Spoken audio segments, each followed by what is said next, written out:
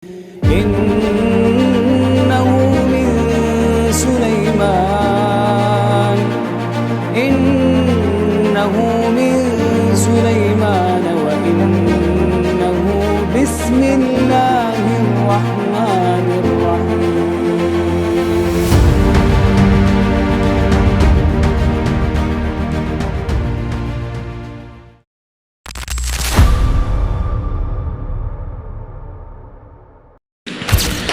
Bismillahirrahmanirrahim.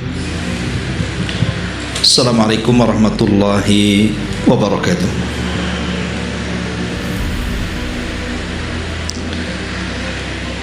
Bihamdillahi wassalatu wassalamu ala rasulillah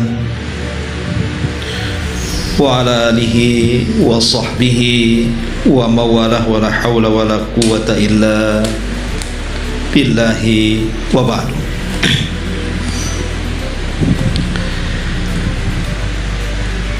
Alhamdulillah, di siang hari ini kita masih bisa duduk untuk bertalabul ilmi, dan pembahasan di siang hari ini kita sudah masuki poin ke 60 atau ke 40 ke 70 afan ya, ke 70 wasiat yang sangat bermanfaat.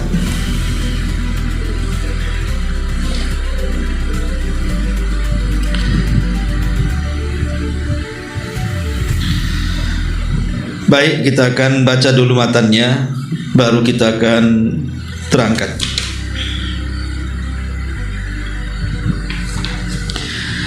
An Abi Dzarrin Al-Ghifari radhiyallahu anhu qala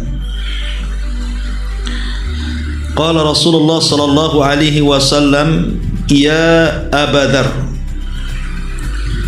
la aqla kat-tadbiri wala wara'a kal kaffi wala hasabaka husni al khuluqi, rawahul Baihaqi fi Syu'abil Iman. Kata Abi Dzar Al-Ghifari radhiyallahu anhu, dia berkata, Nabi sallallahu alaihi wasallam pernah bersabda kepadaku, wahai Abu Dzar, tiada kecerdikan yang setara dengan kemampuan berfikir dan mengatur, dan tidak ada sikap wara yang setara dengan menahan diri, dan tidak ada kedudukan tinggi yang setara dengan akhlak yang mulia. Ma'asyiral muslimat yang dimuliakan Allah Subhanahu wa taala, kita tahu bahwa di dalam hadis ini ada 3 wasiat yang sangat berharga sekali yang datang dari Nabi sallallahu alaihi wasallam kepada sahabat Abi Dzar Al-Ghifari radhiyallahu anhu.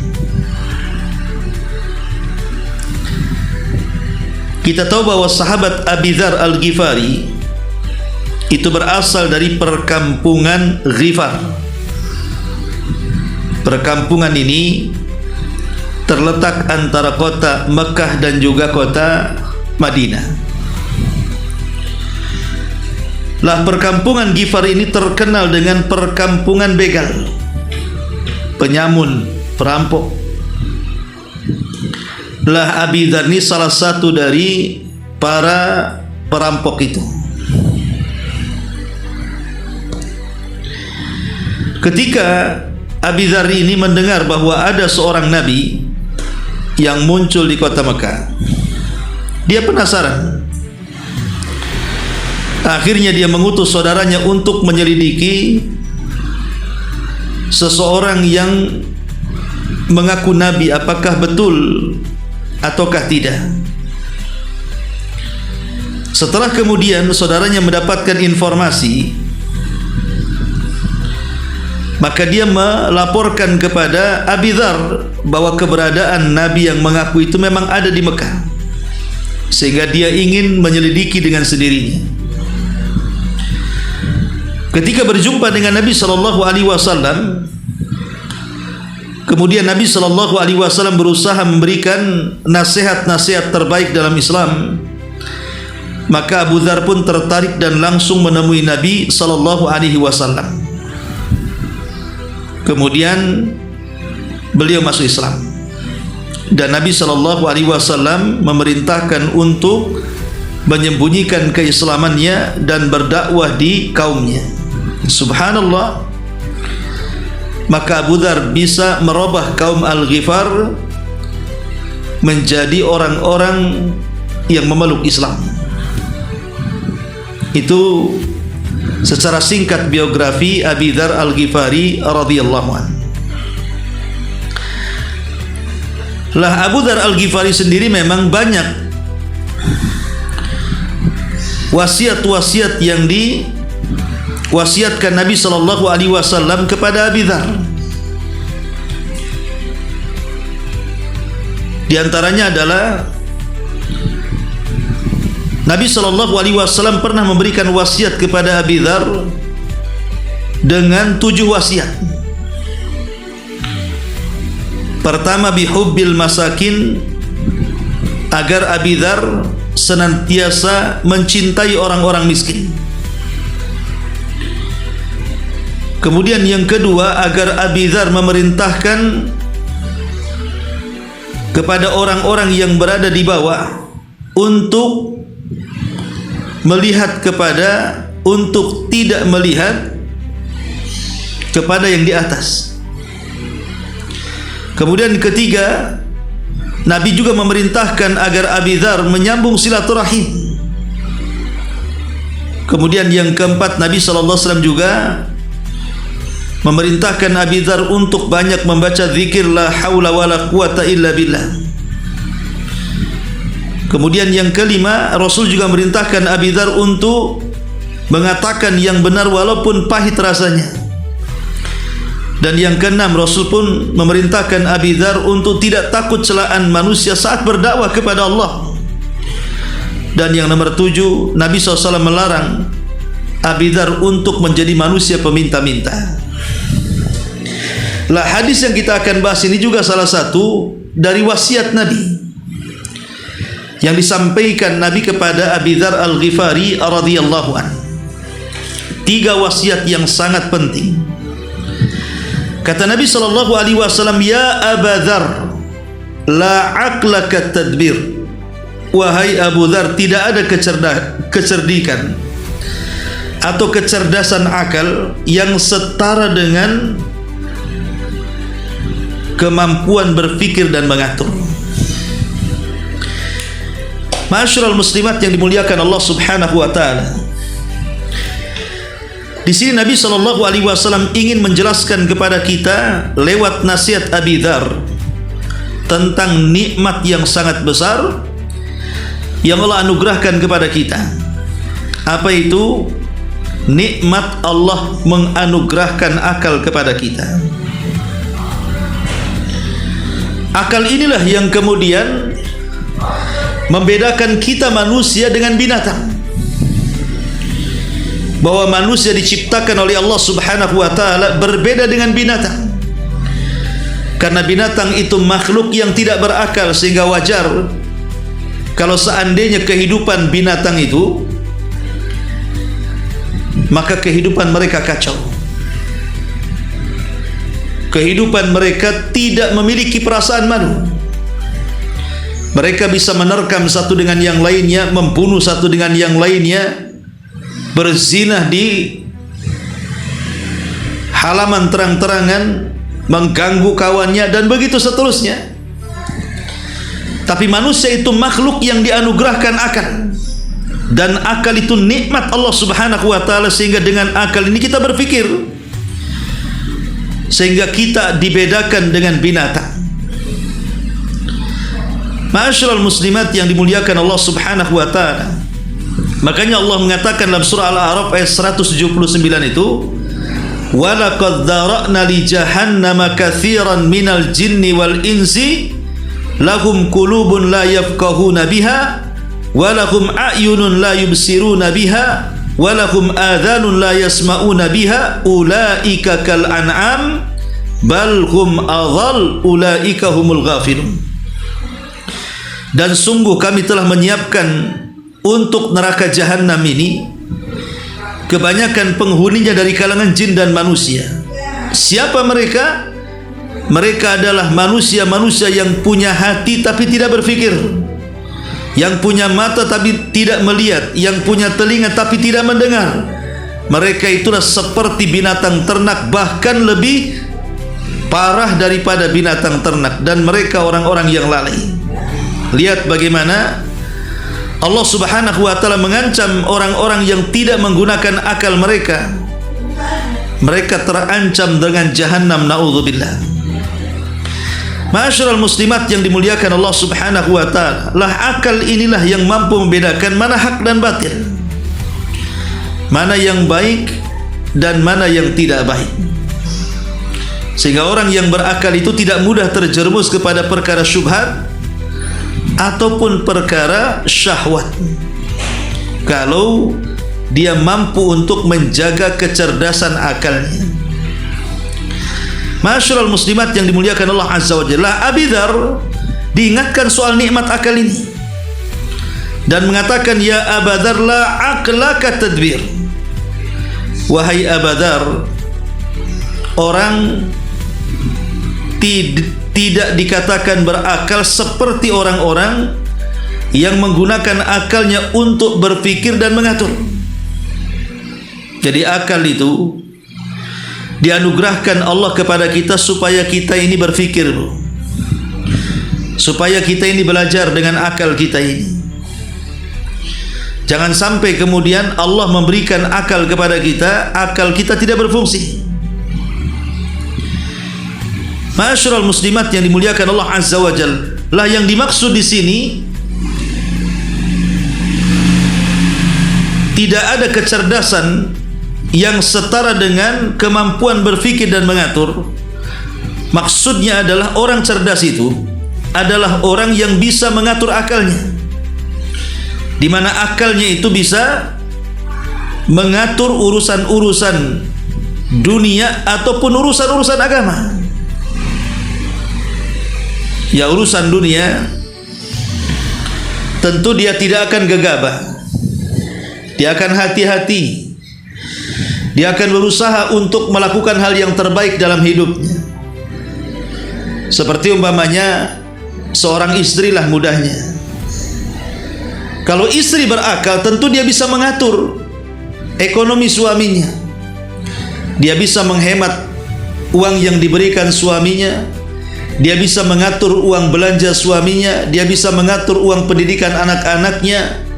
Itulah orang yang cerdas. Dengan kecerdasannya dia bisa memanage akalnya, sehingga kemudian dia bisa mengatur sedemikian rupa untuk kehidupannya. Begitu juga urusan akhirat. Orang yang berakal tentu dia berpikir dan mengatur. Bagaimana caranya supaya sholat saya ini tidak terlambat? Bagaimana caranya supaya kita ini bisa bersedekah, mampu berpuasa, bisa berangkat haji, bisa membaca Quran, bisa berzikir, dan begitu seterusnya. Jadi dia gunakan akalnya untuk berpikir dan juga mengatur kehidupannya yang bisa mengambil manfaat dari kehidupan dunia ataupun kehidupan akhirat. Ma'asyiral muslimat yang dimuliakan Allah Azza wa Jalla, ini yang pertama, la aqla ka at-tadbir. Tidak dinyatakan orang itu cerdas kecuali dia mampu menggunakan kecerdasannya untuk berpikir dan juga mampu mengatur. Ma'asyiral muslimat yang dimuliakan Allah Subhanahu wa taala,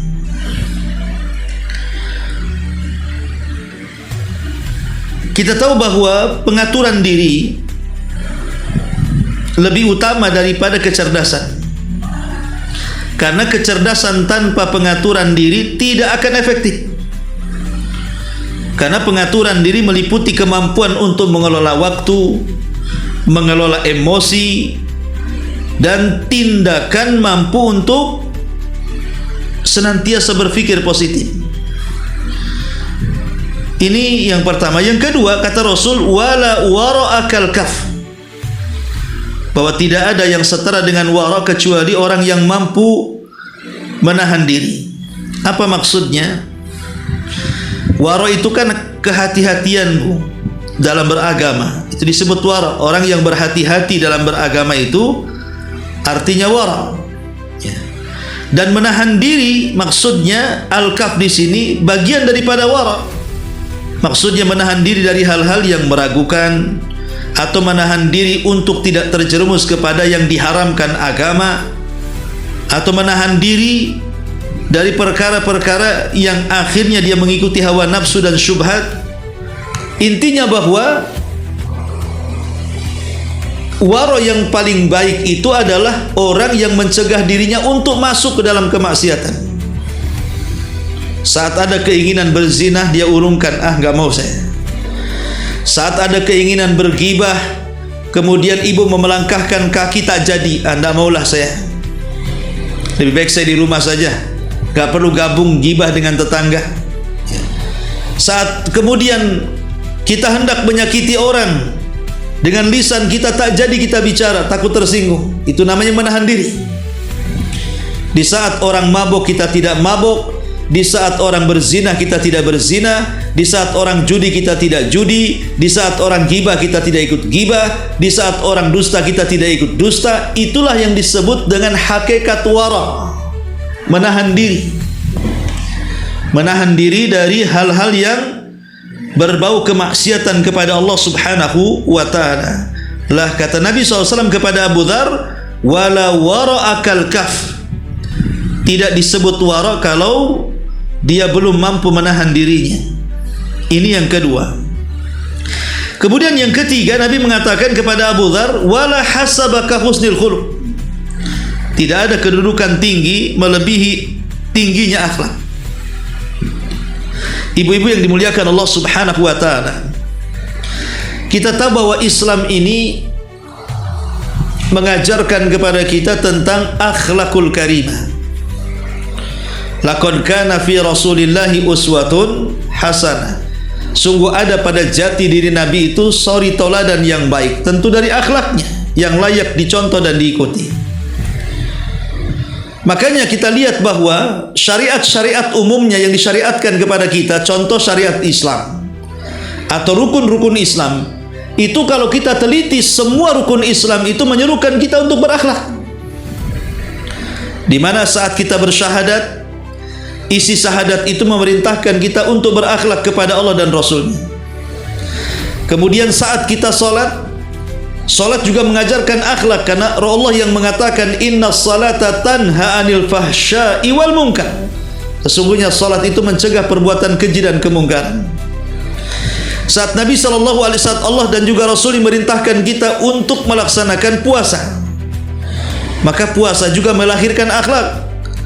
Makanya Rasul SAW mengatakan, idza kana fi saumi ahadikum fala yarfas wala yaskhab, fa in qatalahu ahadun falyakul inimru'un sha'im. Kata Nabi SAW ketika bercerita tentang puasa, maka barang siapa di antara kalian yang berpuasa, maka hendaklah dia tidak mengeluarkan kata-kata kotor ataupun perbuatan keji.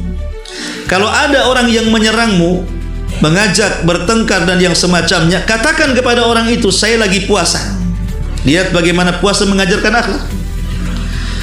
Begitu juga zakat ataupun haji. Allah Subhanahu wa ta'ala, Nabi mengatakan, man hajjal baita falam yarfus walam yafsuk raja'a ka yaumin waladathu ummuh. Siapa yang haji, dia tidak melakukan kefasikan ataupun ucapan-ucapan kotor saat pelaksanaan haji, maka dia pulang seperti anak yang baru dilahirkan. Atau saat Allah Subhanahu wa taala bicara soal zakat, bahwa zakat itu bisa membersihkan hati, yuzakkihim biha, bisa membersihkan hati manusia. Intinya bahwa rukun Islam itu semua memerintahkan kita untuk memperbaiki akhlak. Innama bu'itsu liutammima makarimal akhlak, bahwa aku ini diutus kata Rasul untuk menyempurnakan akhlak manusia. Inilah secara global nasihat Rasul kepada Abu Dzar agar menggunakan akal sebaik-baiknya, dan akal terbaik adalah akal yang bisa berfikir dan mengatur. Kemudian yang kedua, agar senantiasa menanamkan sifat wara', dan wara' yang paling baik adalah berhenti dan menahan diri untuk melakukan kemaksiatan. Dan yang ketiga, bahwa kedudukan tinggi itu diletakkan dalam akhlak yang luhur. Ini wasiat yang luar biasa dari Nabi sallallahu alaihi wasallam kepada Abi Dzar. Baik, kita akan lihat bukunya. Perhatikan bukunya, Bu.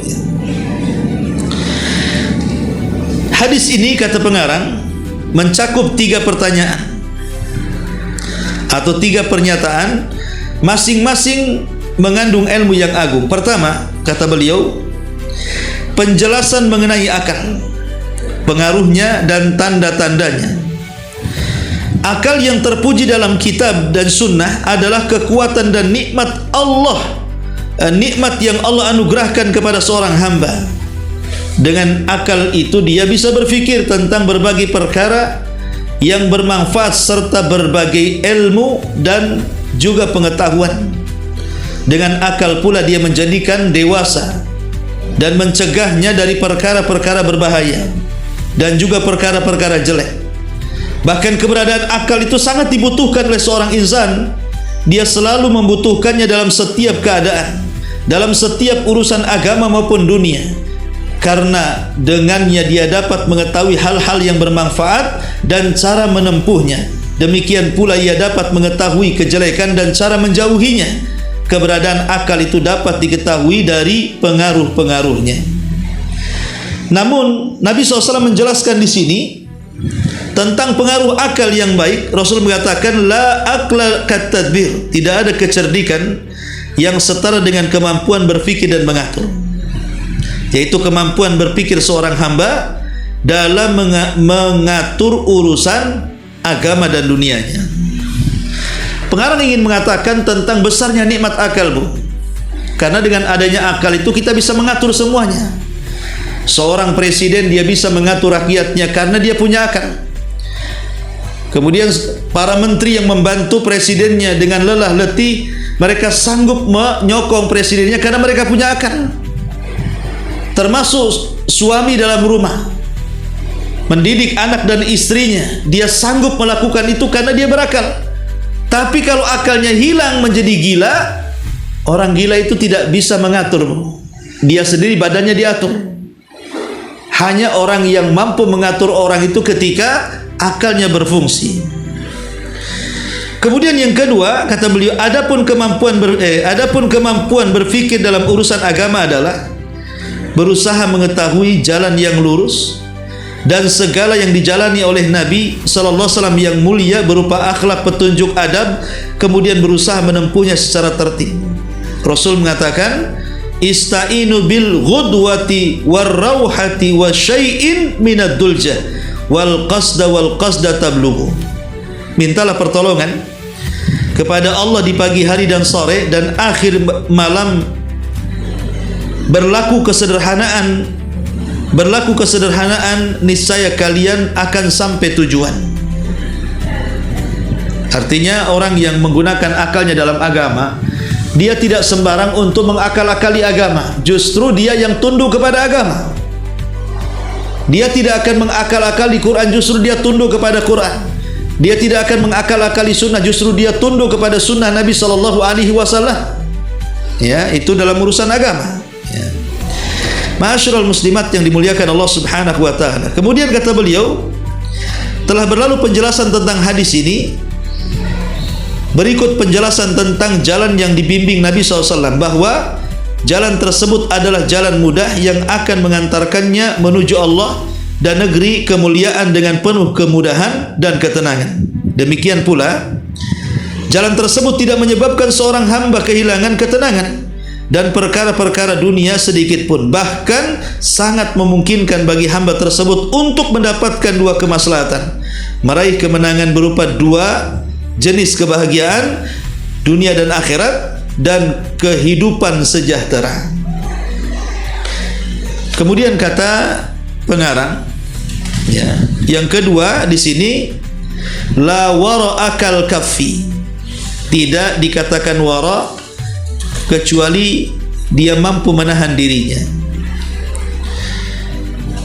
Maksudnya menahan diri tadi saya sudah jelaskan, menahan diri untuk tidak bermaksiat kepada Allah Subhanahu wa ta'ala.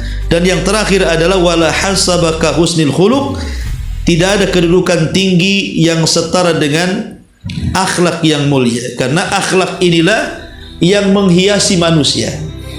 Terkadang ada orang yang dohirnya ahli ibadah, sholat, puasa, baca Quran, zikir, nampak dia habiskan waktunya untuk ibadah, tapi akhlaknya tidak bagus. Sesama tetangga bertengkar, sesama kawan buat masalah, memfitnah, menuduh dan yang semacamnya. Tidak ada gunanya itu amalan-amalan sunnah dibandingkan dengan akhlak yang baik. Karena walaupun seseorang itu mungkin kurang sunnahnya, yang penting wajibnya, tapi kalau dia punya akhlak itu lebih mulia dibandingkan orang yang rajin sholat, rajin puasa, rajin sedekah, rajin umrah, rajin mengerjakan yang sunnah-sunnah tapi akhlaknya tidak pernah diperbaiki. Makanya Nabi SAW pernah mencela wanita yang akhlak lisannya tidak baik kepada tetangganya, padahal dia ahli sholat malam dan ahli puasa sunnah dan juga ahli sedekah. Tapi Rasul mengatakan wanita itu layak pantas masuk neraka. Na'udzubillah. Inilah diantara 3 wasiat Nabi SAW kepada Abi Dzar Al-Ghifari radhiyallahu anhu. Baik, sampai di sini Bu. Satu hadis saja. Silakan kalau ada yang mau bertanya kita bukan tanya jawab. Kalau enggak kita tutup.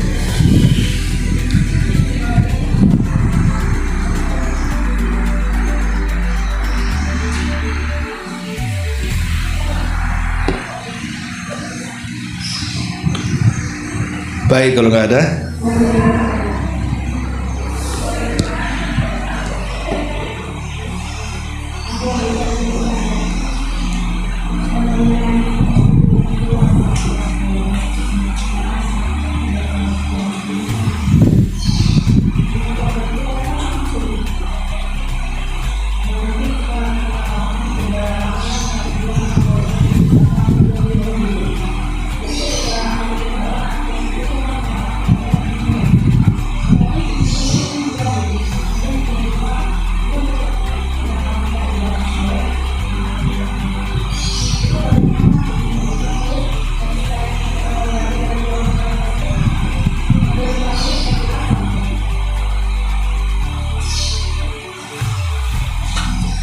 iya, baik. Jadi perselisihan dalam keluarga itu sesuatu yang wajar sebenarnya, karena tidak mungkin rumah tangga itu tidak ada yang berselisih. Keluarga Nabi saja berselisih. Tetapi perselisihan keluarga itu jangan sampai kemudian memutus silaturahim. Kalau kasusnya dulu mungkin ada seorang ibu yang punya anak, anaknya ini mungkin bandel, banyak salah, sudah menyakiti perasaan ibunya atau mungkin juga menyakiti fisiknya.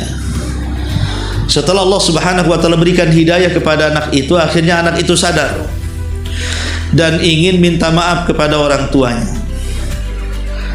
Maka sebaiknya orang tuanya memaafkan anaknya, kasih nasihat orang tuanya.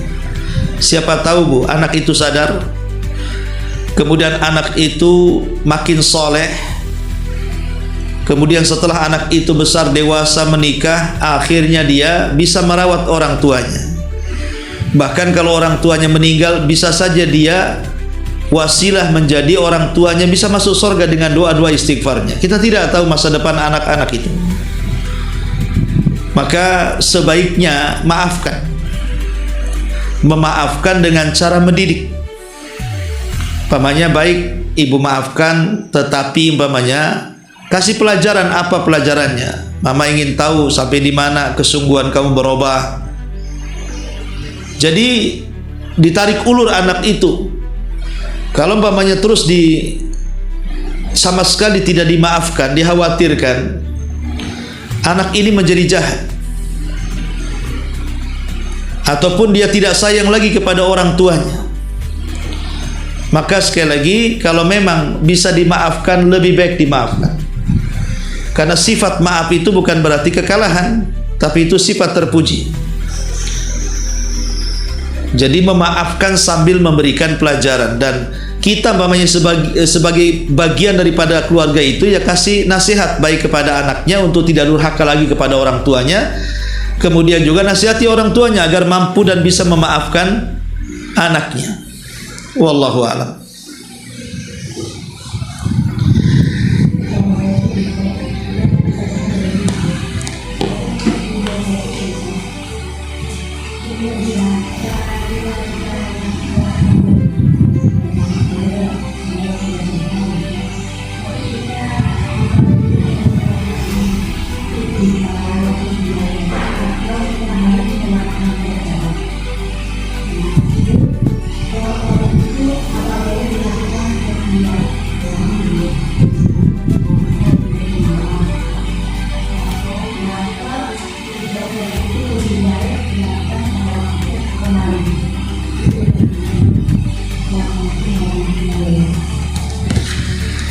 Iya, alhamdulillah. Kalau kita ini melakukan banyak kesalahan di waktu muda, setelah kita tua, baru kemudian kita sadar kita ini penuh dengan dosa, maka kewajiban tobat itu sudah seharusnya. Memang kalau sudah tua, apalagi bertobat. Dan tobat itu tidak satu kali, harus berkali-kali, yang disebut dengan tajdid taubah namanya, pembaharuan tobat. Dengan cara apa? Ya betul tadi Ibu sudah satu poin benar, memperbanyak istighfar. Tapi istighfar saja tidak cukup, Bu. Istighfar saja tidak cukup, karena istighfar itu amalan lisan, tetapi harus juga diiringi dengan perbuatan. Makanya di antara syarat tobat itu bukan hanya sekedar menyesal telah melakukan perbuatan maksiat, tapi juga berjanji untuk tidak mengulang dan betul-betul meninggalkan dosa. Kemudian mengiringi perbuatan dosa yang dulu pernah dilakukan dengan kebaikan. Kalau dulu mungkin jarang sholat, ya sekarang harus rajin sholat sunnah. Kalau dulu sering meninggalkan puasa Ramadan gitu ya, maka memperbanyak puasa sunnah. Kalau dulu pernah mampu untuk haji tapi tak haji, sekarang hanya sanggup umroh, ya sudah umroh dulu. Kalau dulu jarang baca Quran, ya sudah sekarang rajinkan baca Quran, dan begitu seterusnya. Jadi tobat itu harus diiringi dengan perbuatan baik. Adapun sholat tobat itu dilakukan ketika kita melakukan dosa. Jadi kalau kita melakukan dosa kemudian kita menyesal dan ingin bertobat kepada Allah Azza wa Jalla, lakukan sholat tobat, mau di siang, mau di malam, mau di sore, maka itu terserah. Tetapi tentu waktu terbaik ya sepertiga malam ya, karena sepertiga malam itu Allah turun ke langit dunia dan Allah mengatakan kepada hamba-hambanya, siapa yang minta ampunku, ampuni dia. Jadi jelas nasnya Allah mengatakan kepada kita, man yastaghfiruni fa'aghfirullah, siapa yang minta ampun dari dosa-dosanya di sepertiga malam akhir, maka akan aku ampuni dosa-dosanya. Wallahu a'lam. Iya, sampai di sini. Subhanaka wa bihamdika asyhadu an la ilaha illa anta astaghfiruka wa atubu ilaik. Allahu taala alam.